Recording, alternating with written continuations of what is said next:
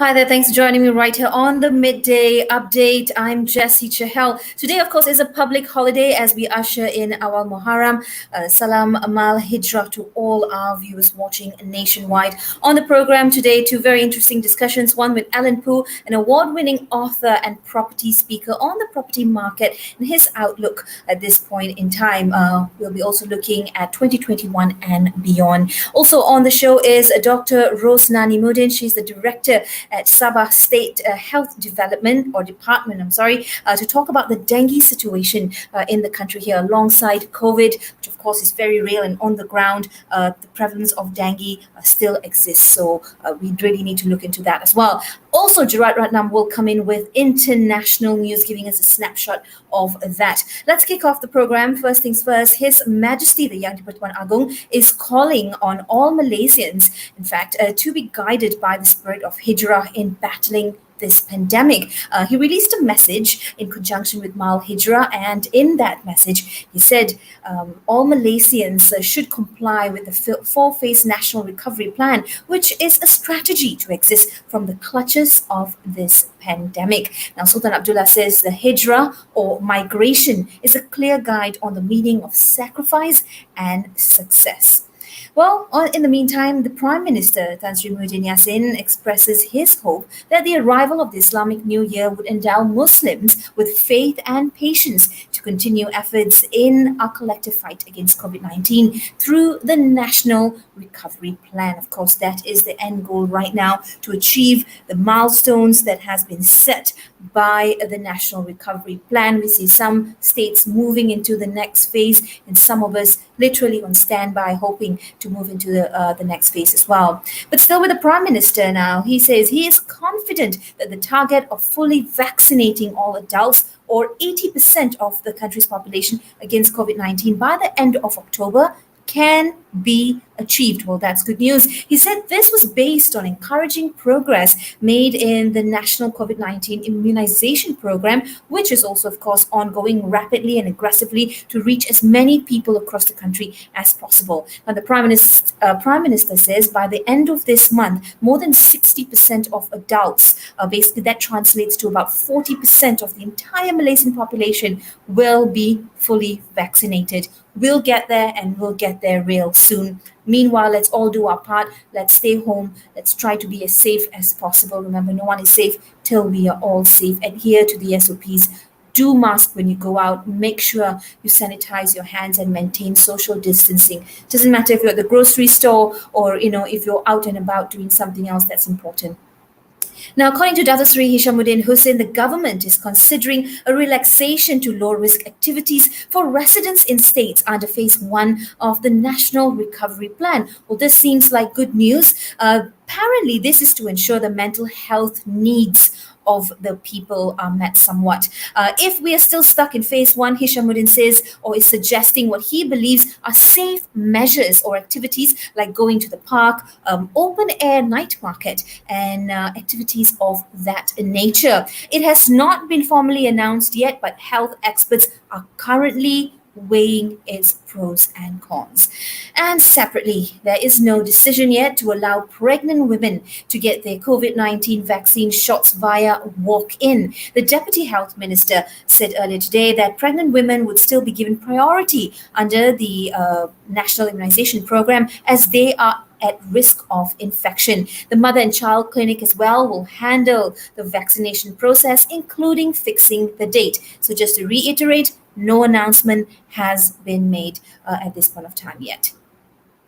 Now, an additional 8 million ringgit will be channeled to the Malaysian Cultural Economic Development Agency to implement programs that will help in the survival and sustainability of arts and culture. And as we know, as an industry has taken such a big hit during this pandemic as well. Now, the Communications and Multimedia Minister has come out to say that the additional allocation will benefit between 500 to 700 arts practitioners and administrative workers. It can also generate up to 2,000 job opportunities involving 9 arts and culture programs covering grants, capacity building workshops, creative platforms, and very importantly, documentation.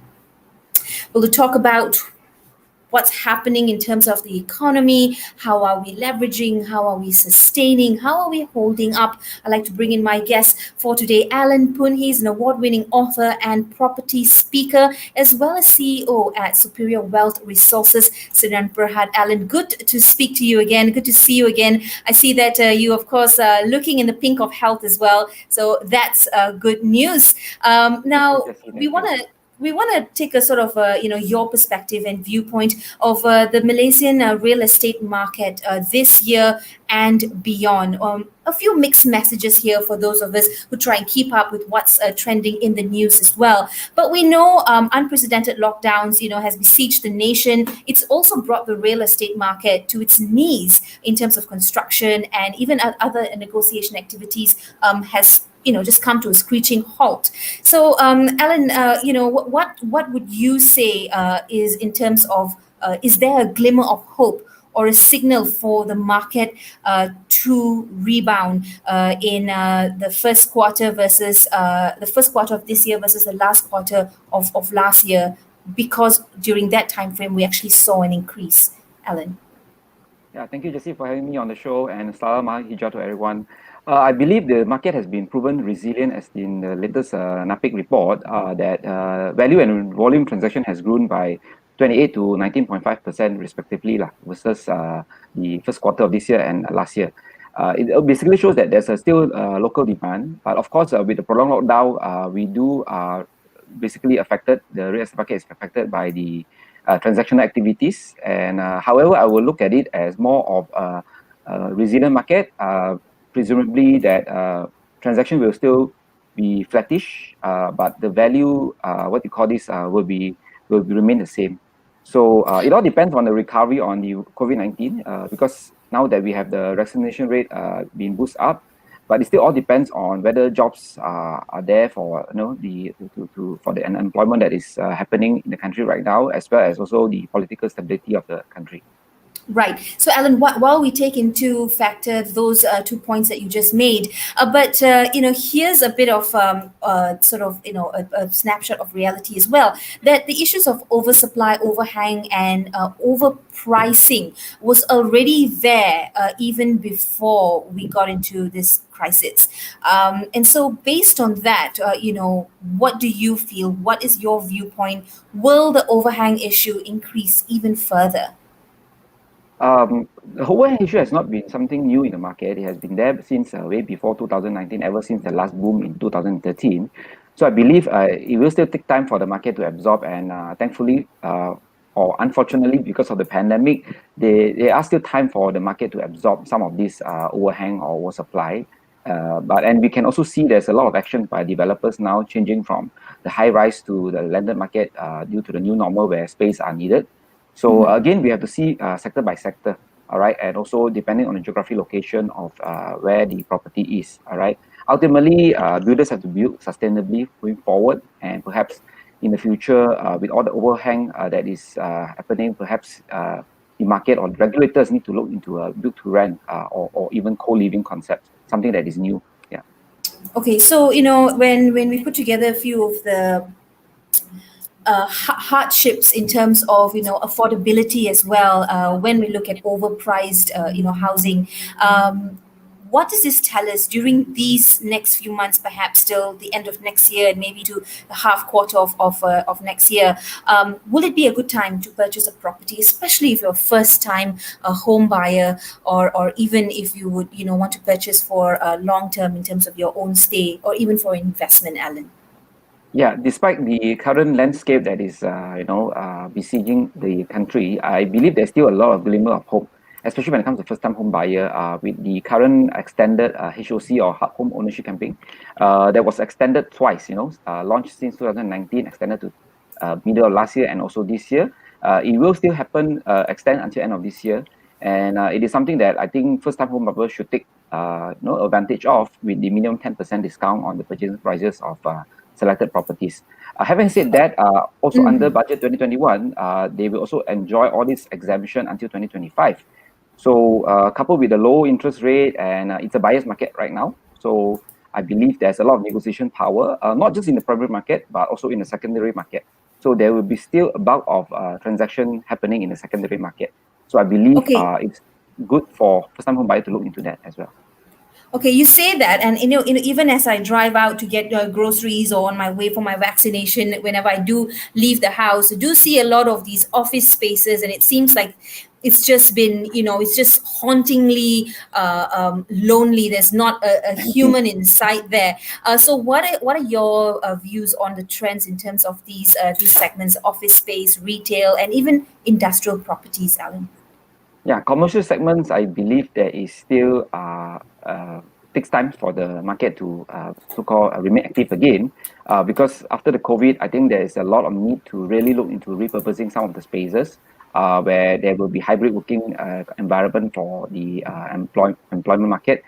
Retail market definitely have to look into more of the delivery and e-commerce already, so there will be more needs in the industrial, such as for warehousing, as well as also data centers. Basically satellite, it will be so much of a headquarter where everybody cram out in a space together. So I believe the trend has always been there, that it is going to be hustle again, especially when the market picks up. Ellen, very quickly, in under 30 seconds is all the time we have left on the clock. All right. What's your final take on the real estate market for stakeholders come next year? Okay, I believe it's part of the property cycle. We are currently in a bottom right now, and I believe in the next 2-3 years we will still see the market recover.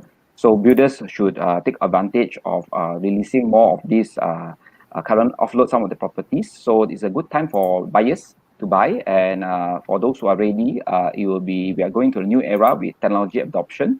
So I believe stakeholders such as property negotiators, everyone have to basically adopt technology, because we can't really go to the showroom as in the old days anymore.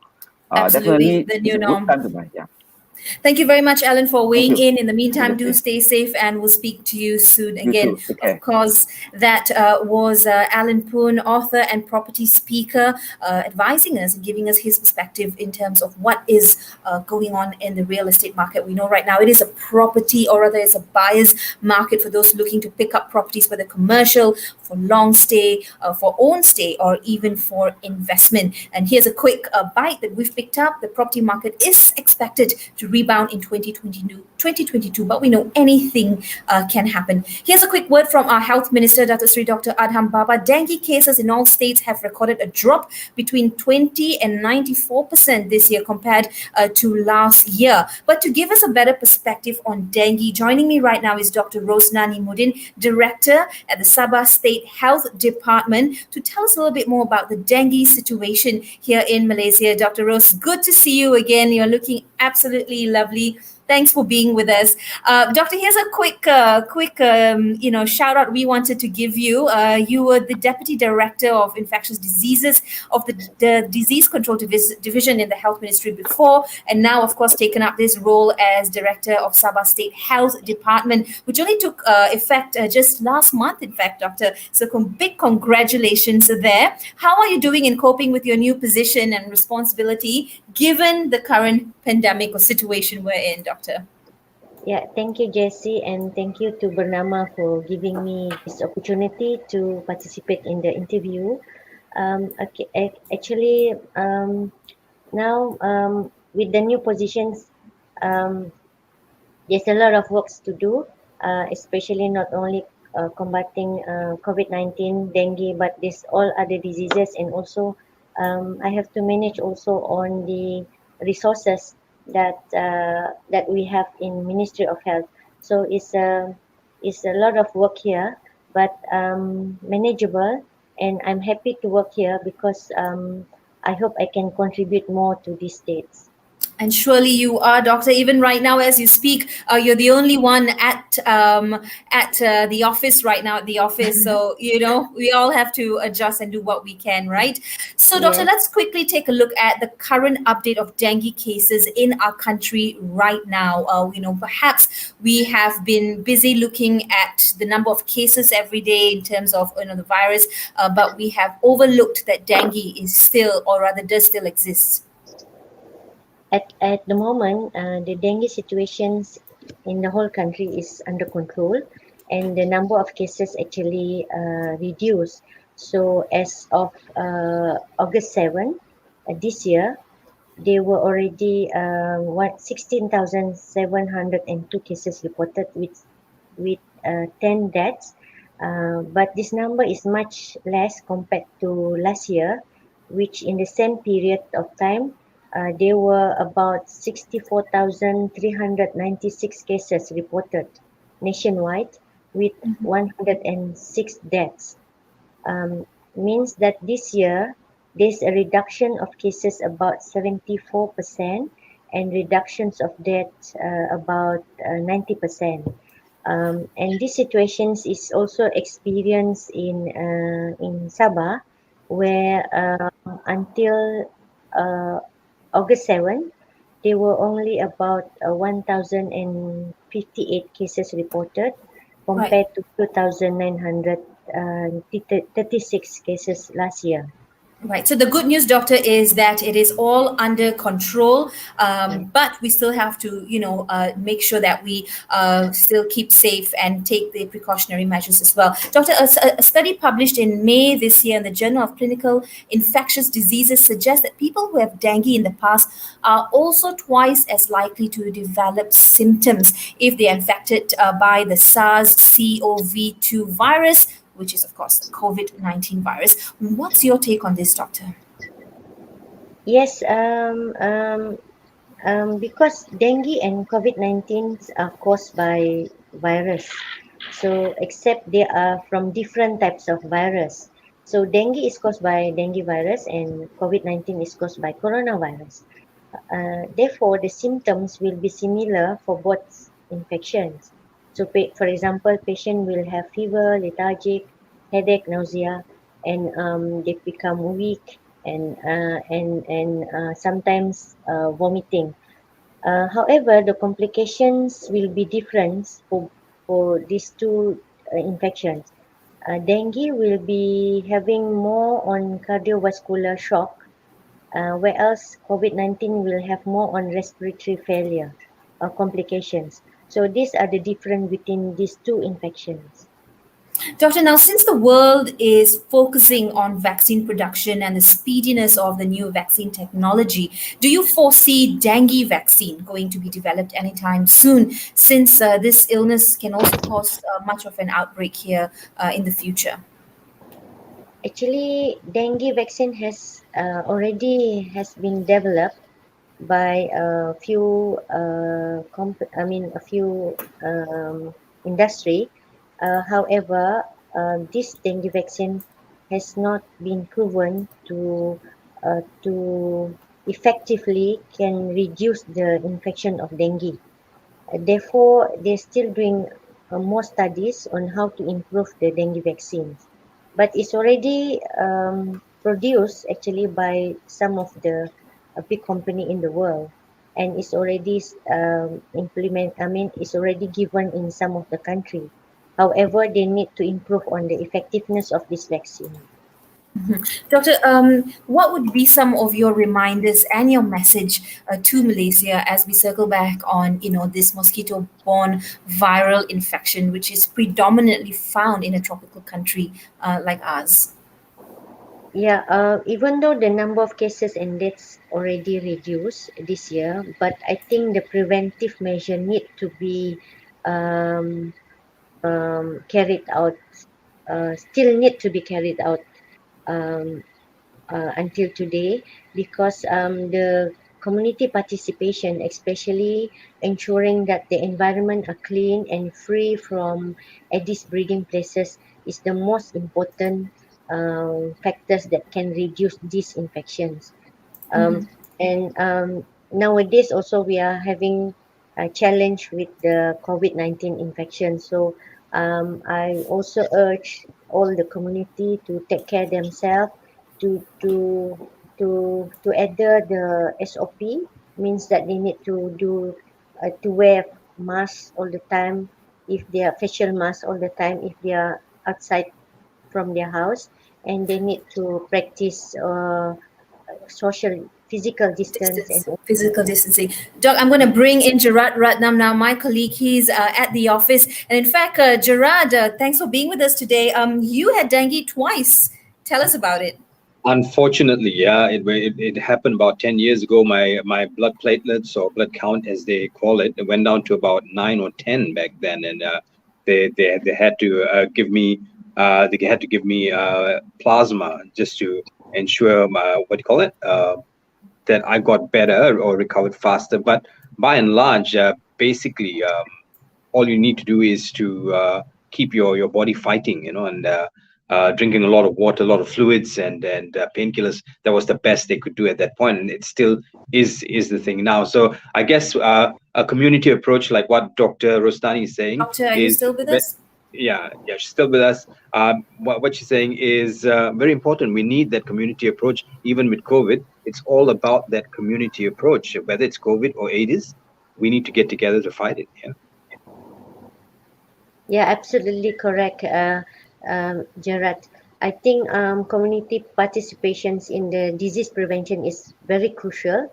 So they need to take their role in applying all these preventive measure at the individual level and also at the community level. Thank you very much, Doctor, for joining us. And we hope that, things are looking up for all of us across the nation as well. Dr. Salam Mal Hijrah from all of us on the Midday Update team. We'll speak to you soon. Yeah, thank you. Well, Gerard, it's just you and I. You have the update for a snapshot of what's happening internationally. Over to you. I'll get straight to it. Jess, Bangladesh police arrested a social media star, and this is for shooting a dance video with a woman at a mosque. Now, the clip triggered online anger in the Muslim-majority nation, and 20-year-old Yassin was arrested at his home in Dawkandi, which is about 60 kilometers from Dhaka.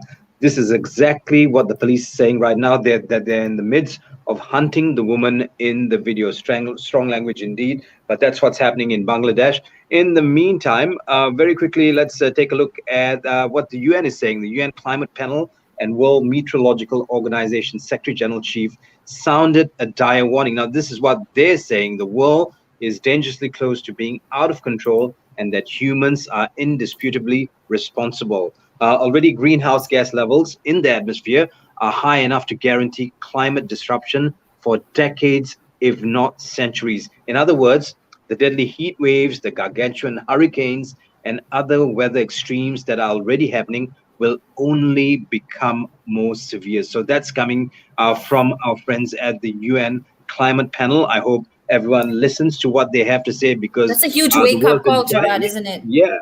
Yeah. So moving along, going down under in Oz, Australia's Victoria State reported a slight rise in new cases yesterday, raising the prospect of an extended lockdown in Melbourne.